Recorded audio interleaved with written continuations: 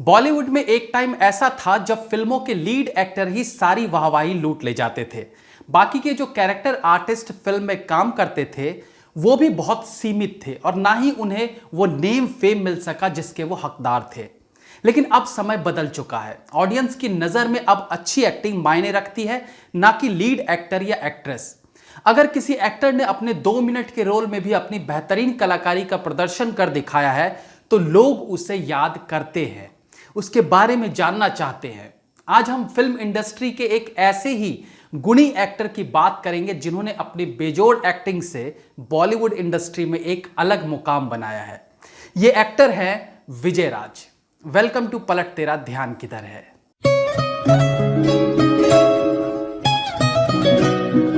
आमतौर पर हम जब एक एक्टर के फिल्मों में आने के संघर्ष की बात करते हैं तो कुछ एक नाम जल्दी जहन में आते हैं, जैसे कि नवाजुद्दीन सिद्दीकी, पंकज त्रिपाठी। लेकिन और भी कई ऐसे एक्टर्स हैं जिन्होंने बिना किसी गॉडफादर के एक एक सीढ़ी चढ़कर खुद को बॉलीवुड में स्थापित किया है। ऐसे ही एक एक्टर हैं विजय राज, जो न केवल सीरियस रोल्स को बेहतरीन निभाते हैं बल्कि अपनी कमाल की कॉमिक टाइमिंग के कारण लोग ज्यादा से ज्यादा उन्हें पर्दे पर देखना चाहते हैं। ये अरबियों का डोंगरी है बेटा, यहाँ शान पत्ती सिर्फ शानों पे जचती है। नेशनल स्कूल ऑफ ड्रामा का तजुर्बा लेकर जब उन्होंने फिल्म इंडस्ट्री में कदम रखा तो फिर पीछे मुड़कर कभी नहीं देखा। 1999 में पहली फिल्म भोपाल एक्सप्रेस करने के बाद बॉलीवुड एक्सप्रेस में सवार हो अपने करियर की शुरुआत की। वो अब उस मंजिल पर आ चुका है जहां वो किसी परिचय के मोहताज नहीं है। क्या कहना चाह रहा है? आपको शक है मेरी काबिलियत पे? एनएसडी में रहते और उसके बाद भी उन्होंने ढेर सारे प्लेस किए और खुद की एक्टिंग को तराशते रहे। और जब कभी उन्हें छोटे से छोटा रोल भी मिला तो उन्होंने अपनी इस प्रतिभा को लोगों के सामने रखा, जिसे लोगों ने खूब सराहा भी।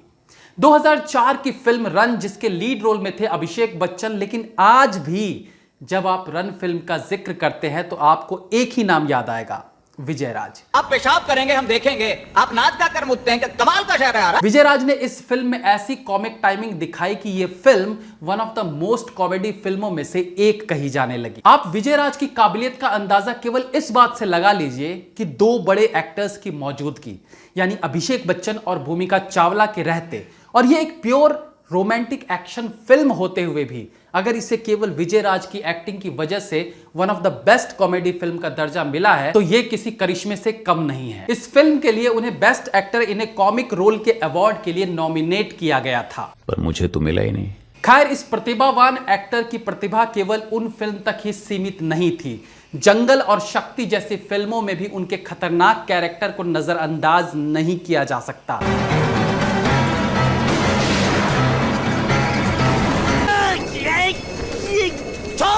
छोटे मोटे रोल से लीड एक्टर के रोल को हथियाने में भी उन्हें ज्यादा वक्त नहीं लगा, क्योंकि जब आपके अंदर प्रतिभा हो तो अवसर मिलते भी देर नहीं लगती। और यही हुआ विजय राज के साथ जब उन्हें as an lead actor film मिली रघु रोमियो, जिसमें वो एक लोअर क्लास इंसान की भूमिका में हैं और हालातों में फंसकर एक क्राइम कर बैठते हैं।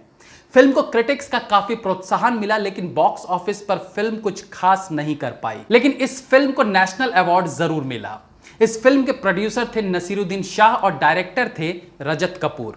विजय राज को फिल्मों में ब्रेक दिलाने का श्रेय नसीरुद्दीन शाह को जाता है, जिन्होंने विजय राज को एक प्ले करते देखा था, जिसके बाद उन्होंने विजय राज को मुंबई आने को कहा। उनकी कोई माफी नहीं है ब्रदर, यहाँ पे भी नहीं है वहां पे भी नहीं है। 2007 की फिल्म धमाल और वेलकम में उनकी बेहतरीन कॉमेडी को कौन भूल सकता है। इन दोनों फिल्मों में वो बेहद अहम रोल में नजर आए थे, या यूं कहिए उन्होंने उस रोल को अपनी कला के माध्यम से अहम बना दिया था। हमें मौत से छिपना नहीं चाहिए, क्योंकि मौत हमें कहीं भी ढूंढ सकती है। विजय राज यही नहीं रुके और आगे चलकर वो समय आया जब उन्होंने एज एन डायरेक्टर एक फिल्म बनाई जिसका नाम था क्या दिल्ली क्या लाहौर। बॉक्स ऑफिस पर तो यह फिल्म बहुत ज्यादा धमाल नहीं कर पाई, लेकिन क्रिटिकली एक्लेम्ड फिल्म को दर्शकों की एक खास वर्ग ने खूब सराहा। यह फिल्म भारत और पाकिस्तान के 2 फौजियों की कहानी थी जो एक दूसरे से बॉर्डर पर लड़ते हुए बातों बातों में एक दूसरे की भावनाओं को नजदीक से समझने की कोशिश करते हैं। अबे जिन्ना साहब की नीयत पे तो तेरे चाचा को भी शक नहीं हुआ कभी। हम चाचा नेहरू करते रह गए। अबे असली भतीजा तो तुम ही निकले। फिल्म में उनके अलावा मनु ऋषि, राज जुत्सी और विश्वजीत प्रधान ने काम किया था। यह फिल्म रिलीज हुई थी 2014 में। एक कैरेक्टर आर्टिस्ट जो फिल्म का लीड हीरो नहीं है, उसे हर फिल्म में अपने आप को साबित करना पड़ता है ताकि अगली बार उसे कुछ बेहतर करने को मिले। इन सब बाधाओं के साथ विजयराज ने फिल्म इंडस्ट्री में अपने आप को उस स्थिति में ला खड़ा किया कि फिल्म में उनके होने भर से एक एक्साइटमेंट आ जाती है और ये एक ऐसा एक्टर है जो किसी भी तरह के रोल में जान डाल देता है। शुरुआती दिनों में उन्हें पहचान मिली उनके दुबे जी के कैरेक्टर फिल्म मॉनसून वेडिंग में। हमने अब तक कितनी शादियां कराई होंगी? कम से कम 150 पौने 200। मेरी शादी अब तक क्यों नहीं हुई? उसके बाद एक वो सफलता की सीढ़ियां चढ़ते चले गए। बहुत से लोगों को पता ही होगा कि फिल्म दीवाने हुए पागल की शूटिंग के वक्त उन्हें दुबई एयरपोर्ट पे ड्रग्स के मामले में पकड़ा गया था।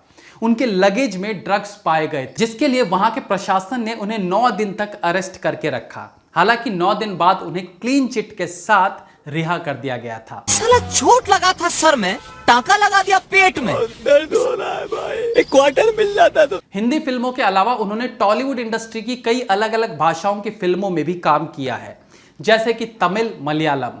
2013 में उन्होंने मलयालम फिल्म KQ में एक डॉन की भूमिका निभाई थी।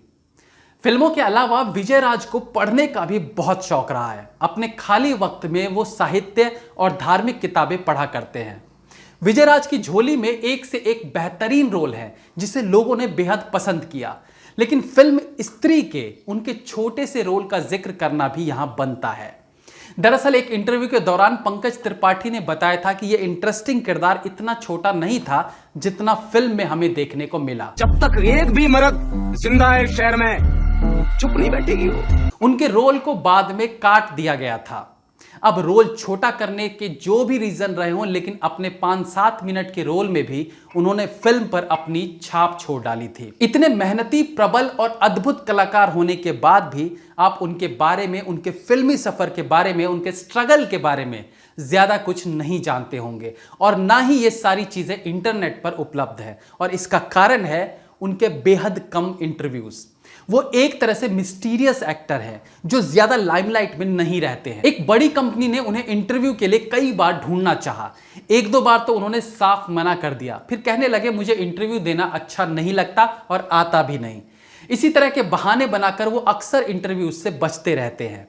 नवाजुद्दीन सिद्दीकी ने अपने बायोग्राफी बुक में लिखा था कि स्ट्रगल के दौरान वो और विजयराज एक ही कमरे में रहते थे और एक बार पार्ले जी बिस्किट खाकर भी रात गुजारी है दोनों ने।